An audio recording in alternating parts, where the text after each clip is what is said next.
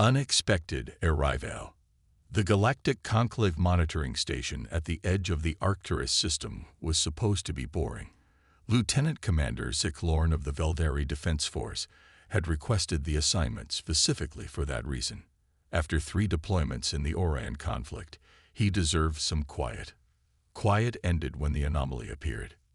"Commander," his sensor officer called, antenna quivering. "Unknown signature detected approaching from vector 227 to 45019. Energy profile is impossible." Zick Lorn's 4 eyes blinked in sequence, a sign of irritation among his species. "Define impossible, Lieutenant. The readings suggest antimatter reaction on a sustainable scale. But it can't be. There's no registered civilization within 50 light years with that capability." The commander moved to the sensor station, mandibles clicking thoughtfully. "Show me." The display revealed a vessel approaching at sublight speed, sleek, functional, and utterly foreign to their databases. More concerning was the energy signature, a contained antimatter reaction that should have required technological development at least 3 centuries beyond anything possible in this sector. "Hail them," Zick Lorn ordered. "Channel open, Commander." Zick Lorn straightened his uniform.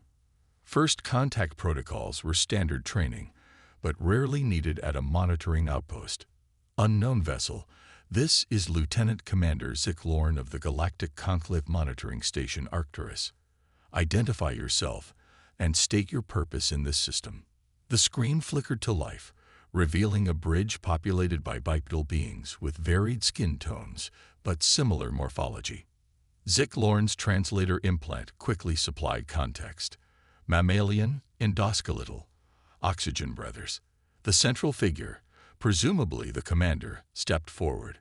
She had dark hair pulled back severely from a face with eyes that reflected the darkness of space itself. "This is Captain Maya Chen of the Earth vessel Pathfinder. We're on a peaceful exploration mission to establish contact with other spacefaring civilizations." Zick Lorn's secondary heart skipped a beat. Earth, the primitive world from Sol system, classified as pre-contact. A species still struggling with planetary unification and basic fusion technology. Or so they thought. "Captain Chen," he said carefully, "our records indicate your species is still developing interplanetary travel capabilities. Yet you appear to be utilizing antimatter containment technology. This represents a significant discrepancy."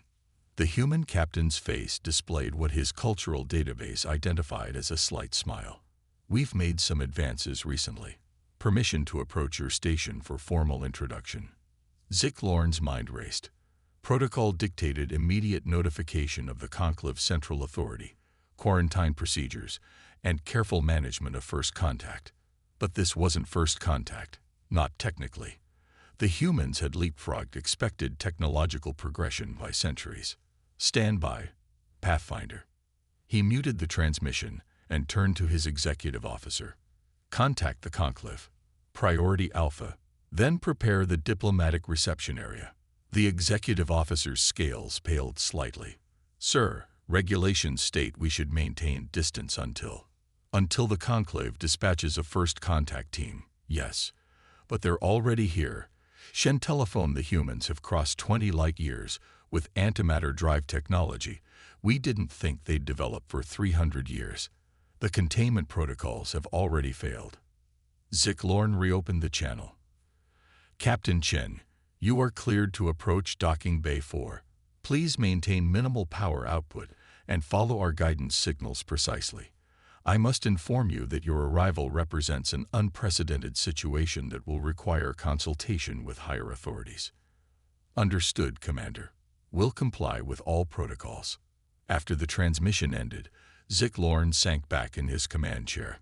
His career had just become considerably more complex. Captain Maya Chen studied the alien station growing larger in the view screen. The structure resembled a metallic snowflake, with geometric precision that spoke of advanced engineering. "Nervous, Captain?" asked her XO, Commander Takashi Hamada. "Curious," she corrected. They seemed surprised by our drive technology. Dr. Ileana Rodriguez, the Pathfinder's exobiologist and first contact specialist, looked up from her console. They should be. According to the briefing from Earth Intelligence, the Veldari are a Tier 2 spacefaring civilization with warp capability. They shouldn't be this shocked by antimatter technology. Unless, Chief Engineer Marcus Wu interjected, they think we shouldn't have it yet. Chen considered this, meaning they know about Earth. It would explain their reaction, Rodriguez confirmed. The way that Commander referred to records about human technological development suggests they've been monitoring us. How do you monitor a civilization without them knowing? Hamada asked. Wu grinned. Same way we studied ants before we had microscopes. From a safe distance, without them noticing the giants watching them. Chen's expression hardened slightly. Well, the ants just showed up on their doorstep. Let's make sure they understand we're equals, not specimens. She tapped her comm. All hands, prepare for first contact protocols. Department heads to briefing room in 20 minutes. As the Pathfinder glided toward the docking bay, Chen couldn't help but feel a sense of pride. Humanity had beaten the expectations of the galaxy through sheer persistence. The antimatter containment breakthrough had come not from a government lab, but from a collaboration between 3 university research teams working on what everyone had considered an impossible theoretical model. Theory became reality. Reality became the engine pushing them across the stars. Ken's thoughts were interrupted by the comms officer. Captain, we're receiving docking instructions and a request for our engine specifications. Send them the public technical overview, Chen replied. Nothing classified.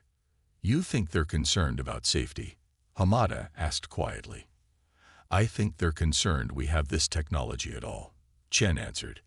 And I'm starting to wonder what else they think we shouldn't have yet. The diplomatic reception area of Arcturus Station was designed for flexibility, capable of accommodating various atmospheric requirements and gravitational preferences. Currently configured for Earth normal conditions, it still managed to feel distinctly alien to Maya Chen as she led her first contact team through the airlock. Commander Zik Lorne waited with a small delegation. Chen had studied enough xenobiology to recognize tension in the alien's posture, despite his insectoid features being difficult to read. Captain Chen, welcome to Arcturus Station. I am Lieutenant Commander Zik Lorne, Station Administrator. His voice came through her universal translator with only slight delay. May I present Senior Diplomatic Attaché Kel Voren, who has joined us via emergency transit. The second alien stepped forward. Unlike Zik Lorne's blue-green exoskeleton, Kel Voren's was deep purple, with elaborate markings Chen assumed denoted rank or status. Captain, Kel Voren's voice was melodious despite the translator. Your arrival is unprecedented. The Conclave has monitored Earth for nearly 2 centuries. Our models projected first contact in approximately 70 Earth years, after your species achieved stable warp travel. Chen maintained professional composure despite her surprise. I see. And these models didn't account for antimatter containment breakthroughs. They did not, Kel Voren admitted.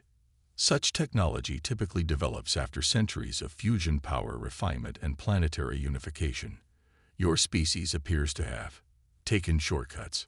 Engineer Wu stepped forward slightly. Not shortcuts. Different paths. We developed antimatter containment as a theoretical exercise, then realized the practical applications. Kel Voren's antenna twitched in what Chen interpreted as skepticism.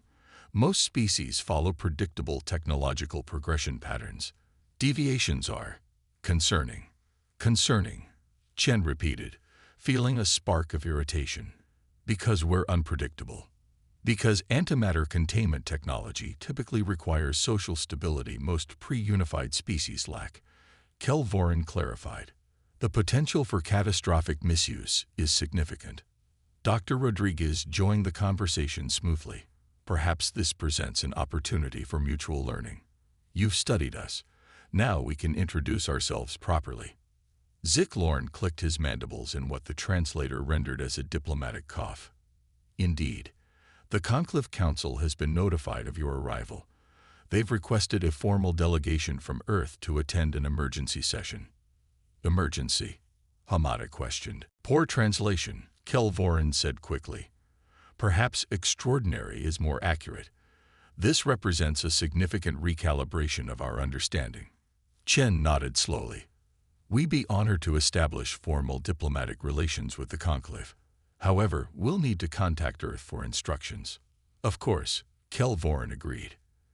In the meantime, perhaps your engineers could discuss your containment technology with our specialists, purely for safety protocols during your stay.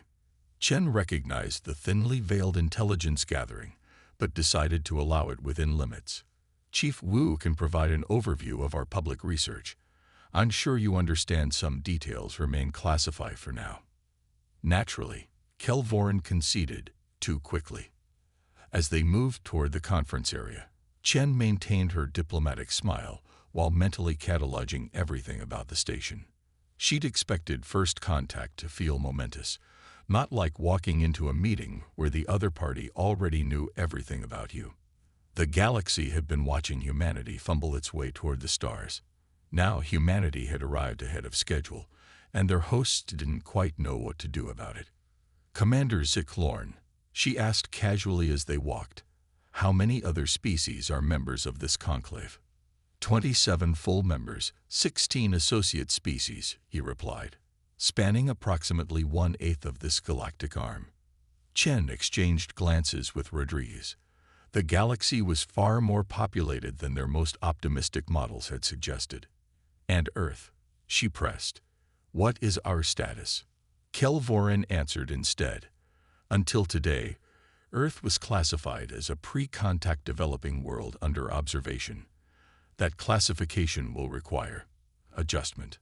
I imagine so, Chen agreed, thinking of the antimatter-powered fleet already under construction back home. Humanity had just crashed the Galactic Party centuries early, and she strongly suspected not everyone would be pleased about it.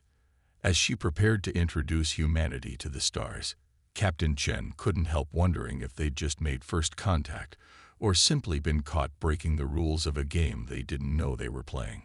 Technological Riti Keoning. Ambassador Soren Takeda reviewed his notes one last time as the Earth diplomatic vessel Concordia approached the massive structure that housed the Galactic Conclave. The station resembled an enormous gyroscope spinning slowly against the backdrop of a nebula, its central hub glowing with internal light. Impressive engineering, remarked Dr. Amara Okafor, head of the scientific delegation. The material science alone must be centuries beyond ours. Focus on our objectives, Takeda reminded her gently. We're here to establish humanity's place, not to gawk at their architecture. Understanding their technological capabilities is part of our mission, Amara countered.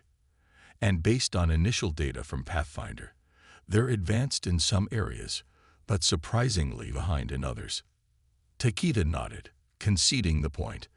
The preliminary reports from Captain Chen's first contact had painted a complex picture of the galactic community. Advanced in biotechnology, material science, and stellar engineering, curiously stagnant in propulsion, computational theory, and energy management. The comm panel chimed. Ambassador, Captain Rice announced, we're receiving docking instructions. The Conclave has arranged a formal reception. Thank you, Captain. Takeda straightened his formal attire. Traditional Japanese styling with subtle Earth Union emblems. Cultural identity balanced with planetary unity. Everything about this mission required such careful balance. Later, as the Earth delegation proceeded through the grand entryway of the conclave chamber, Takeda maintained perfect diplomatic composure despite his awe. The chamber was designed to humble visitors, a vast amphitheater with concentric rings of seating for dozens of species, rising toward a domed ceiling that projected a real-time stellar map of the known galaxy.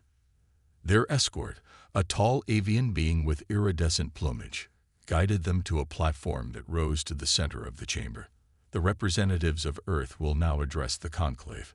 announced a synthesized voice from everywhere and nowhere. Takeda stepped forward, feeling the weight of 7 billion humans on his shoulders. Honorable representatives of the Galactic Conclave, I bring greetings from Earth. We come in peace, seeking understanding and cooperation. A ripple of translated murmurs circulated through the chamber. From the raised dais, a being composed seemingly of crystalline structures leaned forward.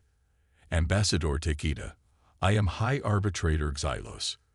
The Conclave acknowledges Earth's introduction to the galactic community. The voice resonated with harmonic overtones.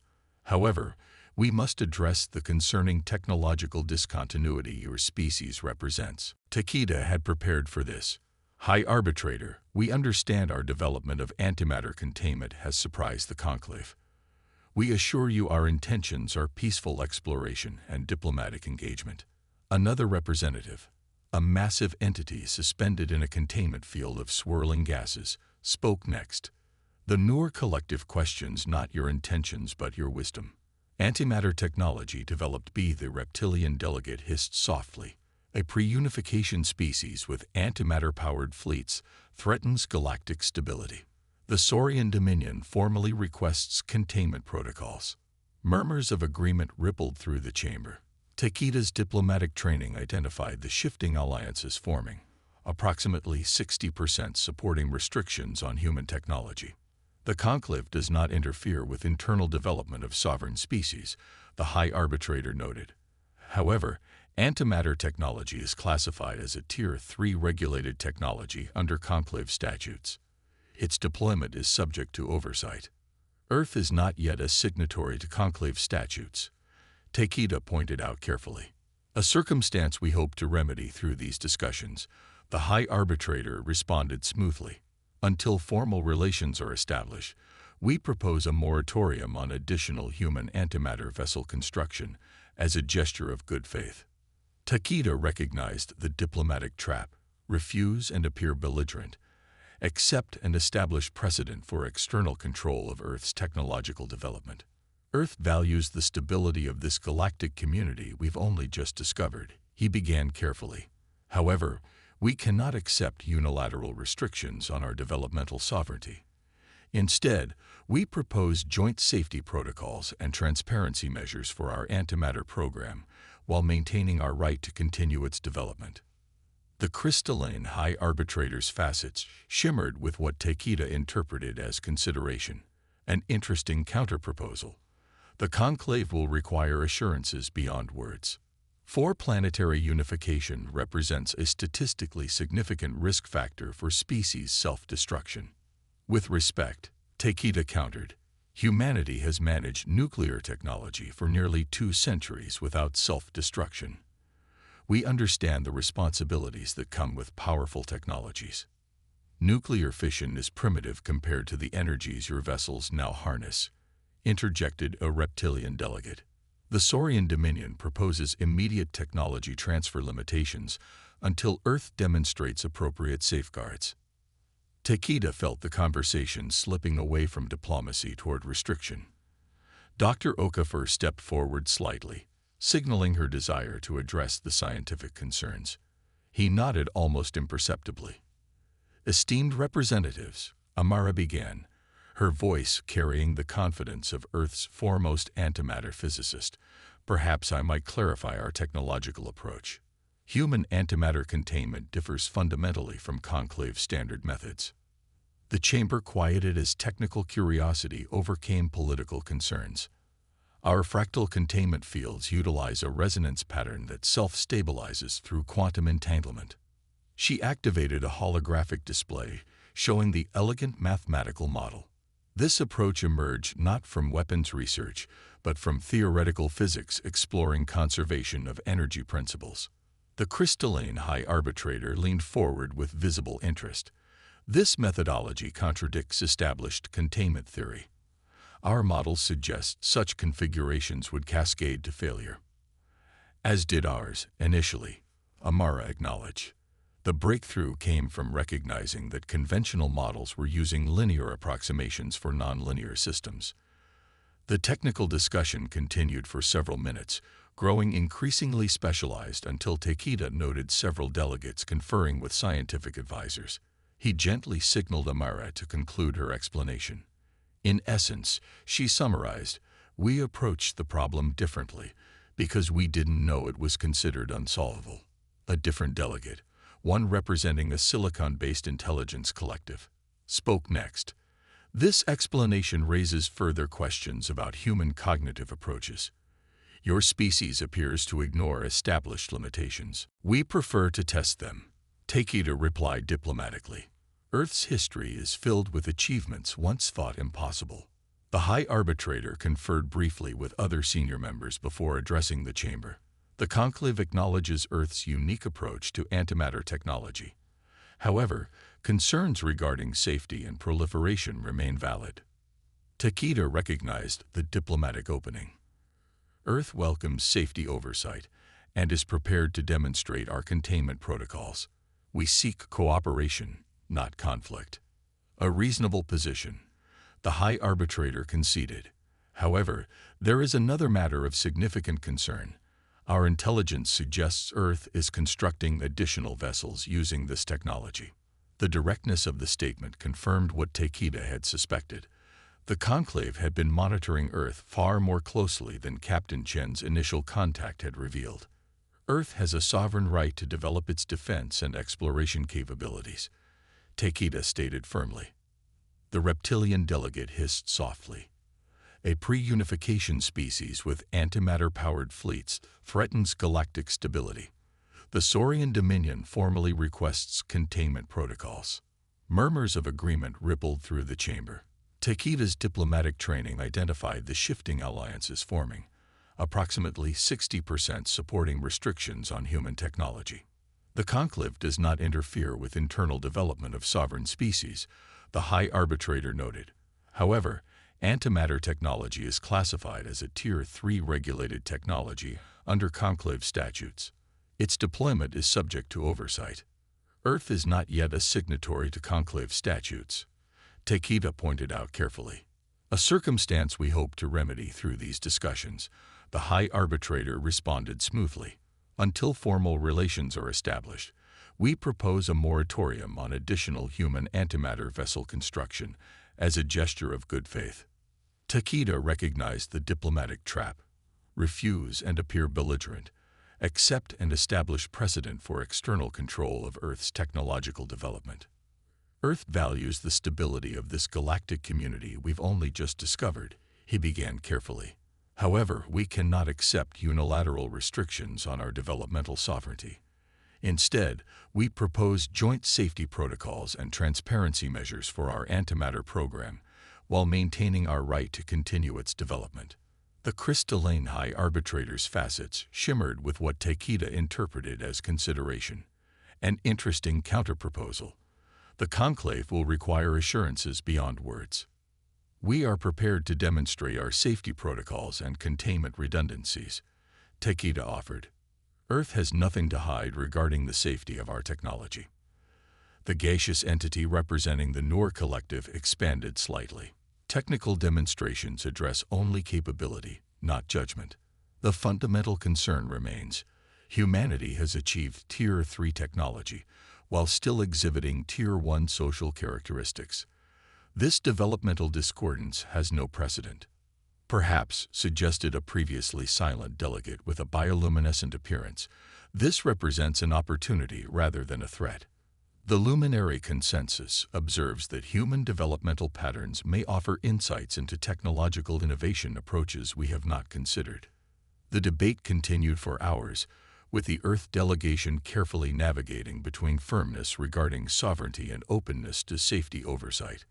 Gradually, Takeda sensed a shift in the chamber, curiosity beginning to overcome fear. Finally, the High Arbitrator called for a recess. The conclave will deliberate on Earth's position. Ambassador Takeda, your delegation has presented its case with eloquence. We will reconvene after appropriate consideration. As they were escorted from the chamber, Dr. Okafor whispered, "They're afraid of us." "Not of us," Takeda corrected quietly. "Of what we represent. We've disrupted their orderly model of how civilization should develop. By being clever with physics. By being unpredictable, Takeda clarified. They've built a galactic community on patterns and predictability. We've just demonstrated those patterns aren't universal laws. Their escort, who had remained silent during the proceedings, spoke unexpectedly. If I may, Ambassador, the High Arbitrator was impressed by your scientific delegate's explanation.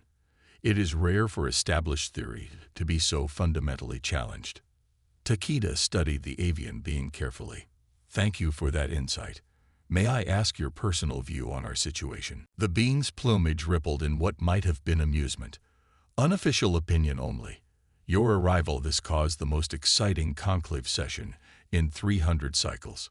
Some fear change, others welcome it. I believe your humans have a saying about making omelets. You can't make an omelet without breaking eggs. Takeda confirmed, surprised by the cultural reference. Indeed.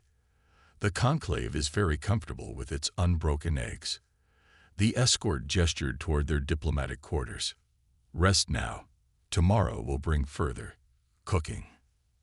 As the Earth delegation settled into their assigned chambers, Takeda reviewed his assessment of the situation. The technological discrepancy had been expected.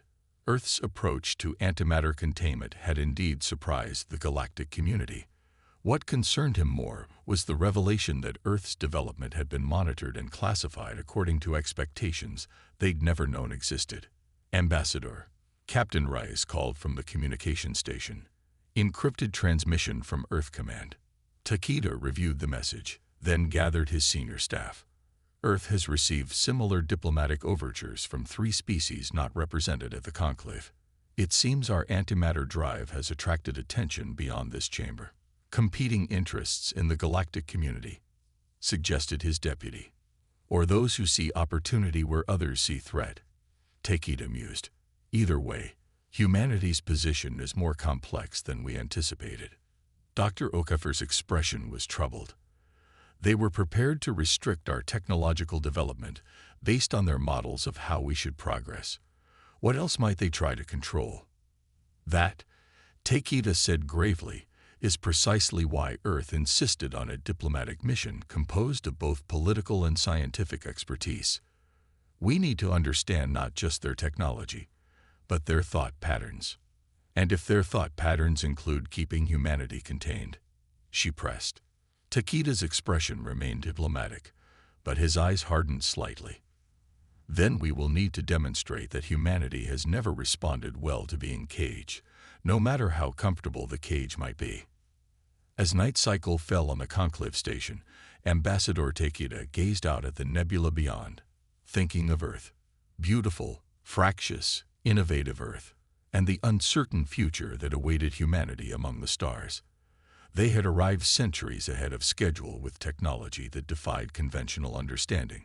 Now they would need to navigate a galactic community that seemed determined to categorize them according to development models that humanity had already proven incomplete. The challenge ahead was not just diplomatic but philosophical, convincing the galaxy that humanity's unpredictable nature was an asset, not a liability. And doing so before fear prompted restrictions that Earth would neither accept nor tolerate. New equilibrium. 6 months after Earth's formal introduction to the Galactic Conclave, Dr. Ileana Rodriguez found herself in the unexpected position of explaining human musical theory to a fascinated audience of xenobiologists. The conference room aboard the Conclave Research Station Epsilon hummed with translator devices as representatives from 7 species attempted to understand the concept of harmony through dissonance. So your species deliberately introduces tension, what you call dissonance, into your auditory art forms, specifically to resolve it later? Asked the luminary delegate, bioluminescent patterns flickering across its translucent skin in patterns of confusion. Exactly, Ileana confirmed. The satisfaction comes not just from the harmonious resolution, but from the journey through dissonance to reach it. The Veldari scientist's mandibles clicked thoughtfully. This mirrors your technological development patterns. Fascinating. The observation wasn't wrong. In the months since first contact, the Conclave had gradually shifted from alarm to fascination regarding humanity's development patterns. Earth had gained provisional associate status within the Conclave, with restrictions on antimatter technology deployment, but acknowledgement of humanity's right to continue its development under safety protocols. Ambassador Takeda had called it a diplomatic victory. Earth's military had called it a temporary compromise. Ileana, as part of the ongoing scientific exchange program, saw it as the beginning of a much longer conversation about different approaches to progress. Her comm unit chimed softly. "Dr. Rodriguez, your presence is requested in command. Priority Alpha." Excusing herself from the discussion, Ileana made her way through the massive research station, noting the increased security presence in the corridors. Something had happened. In the command center, she found Ambassador Takeda in discussion with High Arbitrator Xylos and several Conclave officials. Their expressions, even the alien ones, registered universal concern. "Dr. Rodriguez," Takeda greeted her formally. "The High Arbitrator has requested your expertise regarding a developing situation." Xylos's crystalline structure shimmered with urgency. A research facility in the Deneb sector has experienced a catastrophic containment failure involving experimental space-time manipulation. The resulting anomaly is expanding at an increasing rate. "I'm not a space-time physicist," Ileana pointed out. "No," Takeda agreed, "but you're Earth's leading expert on the fractal harmonics used in our antimatter containment systems." The holographic display activated, showing a swirling distortion that reminded Ileana of a whirlpool in space itself. Data streams indicated energy readings far beyond standard measurement scales. "The anomaly appears to be a self-sustaining recursive fracture in space-time," explained a Noor collective scientist, its gaseous form shifting nervously. "Conventional containment approaches have proven ineffective. The disruption pattern bears mathematical similarities to your fractal containment fields." Understanding dawned. "You think our antimatter containment principles might apply to containing a space-time rupture?" "The mathematics suggest a theoretical correlation," Xylos confirmed.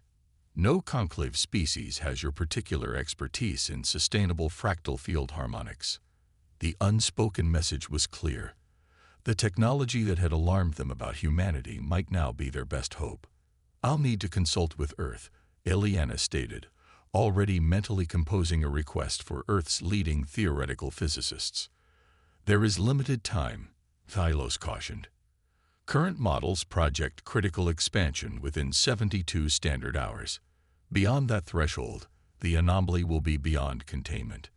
Takeda's expression remained diplomatic, but Ileana caught his subtle signal. This was both crisis and opportunity. "We'll need access to all data on the experiment that caused this," she said firmly. "And I want Earth's antimatter specialists brought here immediately on our fastest vessel." Agreed. Xylos conceded without hesitation, a measure of the crisis's severity. As the emergency response mobilized, Ileana found herself working alongside scientists from species that had, months earlier, advocated for restricting human technological development. Now they turned to that same technology with desperate hope. Within 24 hours, a team of Earth's premier physicists had arrived, led by Dr. Marcus Wu from the original Pathfinder mission. The command center transformed into an impromptu think tank as mathematical models and theoretical approaches were debated across species barriers. "The fundamental challenge," Wu explained over a holographic simulation, "is that conventional containment assumes pushing against the phenomenon from outside. That approach fails when the phenomenon exists partially outside normal spacetime. Like trying to contain water by pressing against it," added Dr. Amara Okafor, who had rushed from Earth to join the effort. "Exactly," Wu agreed. "Instead, we need to create a recursive field that propagates through the same dimensional boundaries the anomaly is crossing." The Noor scientists' gaseous form condensed slightly, their equivalent of intense focus. "Such a field would require computational modeling beyond our current capabilities." "Not beyond ours," Amara stated confidently. Activating her tablet, Earth's quantum neural networks were designed specifically for modeling in dimensional fractal patterns. For the next 36 hours, the combined scientific team worked relentlessly, testing theoretical models against the expanding anomaly data. The collaborative atmosphere reminded Ileana of the university research environment, where Earth's antimatter breakthrough had originated, ideas flowing freely, conventional wisdom challenged, boundaries between disciplines ignored in pursuit of solutions. Ambassador Takeda maintained a diplomatic presence while wisely staying out of the scientific process. He found High Arbitrator Xylos observing the human scientists with what might have been admiration. "They work differently than our researchers," Xylos observed. "How so?" Takeda inquired. "There is a chaotic quality to their approach. They pursue multiple contradictory theories simultaneously. They argue openly about fundamental assumptions. Yet somehow, this disorder produces clarity." Takeda smiled slightly. "Harmony through dissonance, High Arbitrator. It's a fundamental aspect of human innovation. We had classified Earth as pre-unification due to your political divisions and conflicts," Xylos admitted. "Perhaps we misunderstood the function of diversity in your development pattern. The key insight," he explained to the gathered scientists, "came from combining our fractal containment mathematics with the luminary quantum entanglement principles and NOR dimensional folding techniques. No single approach would work, but together, they create a harmonized solution." Amara finished. "We can deploy a modified containment field using the research station's power grid and available projectors. The execution required engineering feats that would have seemed impossible months earlier. Earth's antimatter specialists worked alongside conclave engineers, adapting technologies that had never been designed to work together. The makeshift nature of the solution worried the more methodical conclave species, but as the anomaly reached critical expansion thresholds, there was no time for perfect solutions. 71 hours after the crisis began, the combined containment system activated. From the observation deck, Ileana watched energy fields visible only through specialized sensors wrap around the space-time distortion in patterns reminiscent of Earth's antimatter containment systems, but enhanced with alien technologies. For several tense minutes, the anomaly continued to expand, straining against the containment fields. Then, gradually, the expansion slowed, stabilized, began to contract. A cheer erupted from the human contingent, quickly joined by the more restrained celebrations of their alien colleagues. The crisis had been averted through unprecedented technological cooperation. In the aftermath, as technical teams worked to establish permanent containment, Ambassador Takeda found himself summoned to an extraordinary session of the Conclave Advisory Council, the inner circle of the galactic governing body. High Arbitrator Xylos addressed him directly. "Ambassador, the events of recent days have prompted significant reconsideration of Earth's status within the conclave community." Takeda maintained diplomatic neutrality despite his internal optimism. "The Earth delegation is pleased to have contributed to resolving the crisis." "More than contributed," noted the luminary representative. "The solution would have been impossible without human approaches to fractal mathematics and your unusual comfort with theoretical contradictions. The Noor Collective acknowledges that our previous assessment of human development patterns was incomplete," added their representative.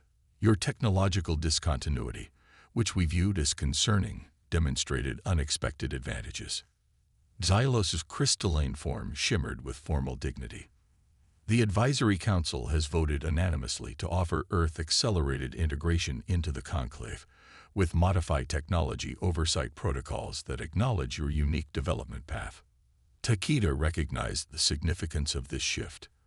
"Earth appreciates this recognition. We remain committed to responsible technology development and look forward to deeper integration with the galactic community." "There is one additional matter," Xylos continued. "The Council proposes establishing a new division within the Conclave Research Directorate, one focused specifically on developmental discontinuities and unconventional approach methodologies. We would request Earth leadership in this initiative." And there it was, not just acceptance but recognition of humanity's value precisely because they didn't follow expected patterns. Takeda allowed himself a slight smile. Earth would be honored to contribute to such an initiative. I believe Dr. Rodriguez would be an excellent candidate to head the effort. 3 days later, as Ileana prepared to accept her new position as the first human to head a Conclave research division, she found herself back in the conference room where, not long before, she had been explaining musical dissonance to confused aliens. Dr. Wu joined her, carrying what appeared to be 2 glasses of champagne. Congratulations on the promotion. From explaining human weirdness to directing it, quite the career advancement. She accepted the glass with a laugh. I'm still not entirely sure they understand us. They don't need to understand us completely, Wu pointed out. They just need to recognize that different isn't dangerous. That unpredictability can be valuable. A lesson humans could stand to learn better ourselves, she noted. Wu raised his glass to harmony through dissonance, in music, in physics, and in galactic relations. As they celebrated, Ambassador Takeda entered with High Arbitrator Xylos and several other alien dignitaries. The crystalline being approached Ileana directly. Dr. Rodriguez, the Advisory Council has reviewed your proposal for the new research division. It has been approved with the requested modifications. Thank you, High Arbitrator, she replied formally. The Earth team is ready to begin immediately. There is one matter of confusion. Xylos admitted. Your proposed name for the division, Harmony Through Dissonance Initiative, its meaning remains ambiguous to many council members. Ileana smiled, exchanging glances with Wu. Perhaps it's best understood through experience rather than explanation, High Arbitrator, like humanity itself. As the reception continued, with humans and aliens mingling more comfortably than anyone would have thought possible 6 months earlier, Ambassador Takeda found a quiet moment to observe the gathering. Humanity had arrived on the galactic stage centuries ahead of schedule, disrupting carefully established patterns and initially causing alarm. Now that very disruption was being recognized as valuable. The dissonant note that, rather than destroying the harmony, enhanced it by challenging comfortable assumptions and forcing new perspectives. Earth still faced challenges in integrating with the wider galactic community.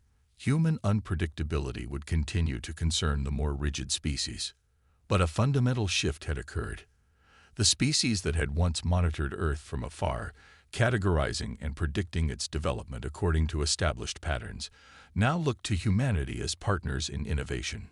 In the observation lounge overlooking the contained anomaly, Captain Maya Chen of the Pathfinder, recalled from her exploration mission to witness this historic moment, stood beside Commander Zicklorn, whose monitoring station had first detected humanity's unexpected arrival. "Did you ever imagine this outcome when we first appeared on your sensors?" she asked. The Veldari's mandibles clicked in what Chen now recognized as thoughtful amusement. Never. Our predictive models gave less than 0.02% probability to this scenario. What scenario was that? That the antimatter drives which so alarmed us would lead directly to saving countless lives and establishing the new research paradigm. Zicklorn's 4 eyes blinked in sequence, no longer irritation but emphasis. Your species' capability to convert potential catastrophe into opportunity is statistically improbable. Chen smiled.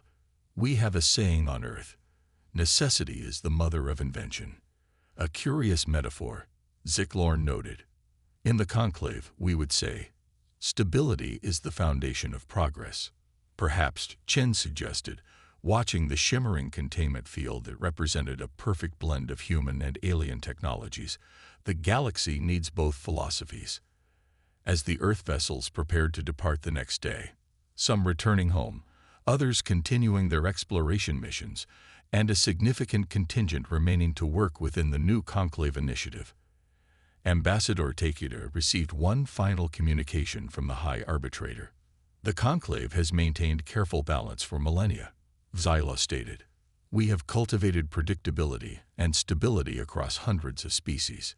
Humanity represents a new variable in that equation. Change can be challenging, Takeda acknowledged. Indeed. Yet our oldest records speak of the first species who seeded our galactic community. They too embraced what they called creative destruction, the willingness to dismantle established patterns to discover new possibilities. And what happened to them? Takeda asked, curious. Xylos's crystalline form shimmered with what might have been nostalgia. They departed beyond the galactic rim, seeking new frontiers when they felt this one had become too predictable. The implication hung between them, a recognition that humanity's restless innovation might be not just useful but necessary for a galactic community that had perhaps grown too comfortable in its established patterns. As Earth's ships dispersed across the stars, some continuing exploration, others establishing diplomatic and trade relationships with their new galactic neighbors, they carried with them the unique human capacity for disruptive innovation, tempered by newfound awareness of their place in a complex galactic community. Humanity had arrived centuries early, armed with technology they weren't supposed to have yet, disrupting carefully laid plans and predictions. But in doing so, they had brought something the galaxy hadn't realized it needed: the harmony that could only emerge through dissonance, the innovation that came from challenging established patterns, and the willingness to attempt the impossible simply because no one had told them it couldn't be done.